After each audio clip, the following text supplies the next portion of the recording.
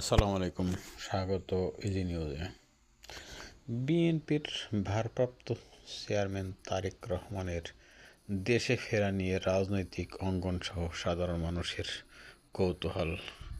কী করবেন বিএনপির ভারপ্রাপ্ত চেয়ারম্যান দেশের এই সংকটময় মুহূর্তে?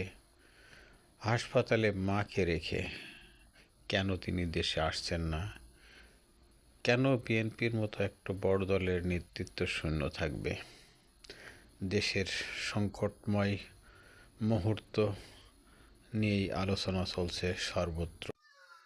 সাধারণ জনগণ থেকে সরকার সবাই চাইছে তারেক রহমান দেশে আসুক। এমনকি পররাষ্ট্র উপদেষ্টা তৌহিদ হোসেন বলেছেন, তিনি দেশে আসতে চাইলে ট্রাভেল ডকুমেন্ট সহ প্রয়োজনীয় সব সহায়তা প্রদান করা হবে। বিডিআর বিদ্রোহে সরাসরি জড়িত ছিলেন শেখ হাসিনা এবং সমন্বয়ক ছিলেন শেখ ফজলে নূর তাপস।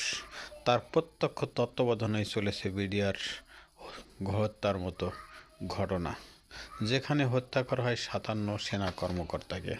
সেই সময়ের সেই লোমহর্ষক ঘটনায় দেশের মানুষ ছিলেন হতবাক। কেন তৈরি হলো এই পরিস্থিতি? কেউই জানতো না। সরকারের প্রত্যক্ষ মদদেই শুরু হয় বিডিআর বিদ্রোহ। পাকিস্তানের সাবেক প্রধানমন্ত্রী ইমরান খানকে জেলখানায় হত্যা করা হয়েছে নাকি তিনি জীবিত আছেন, সেটা নিয়েই পুরো পাকিস্তান জুড়ে পিটিআইয়ের ইমরান খানের দলের নেতাকর্মীরা করছেন বিক্ষোভ। কেননা দীর্ঘ প্রায় ২০ দিন ধরে ইমরান খানের সহিত পরিবারের কেউ দেখা করতে পারে নাই, এমনকি আইনজীবীও না।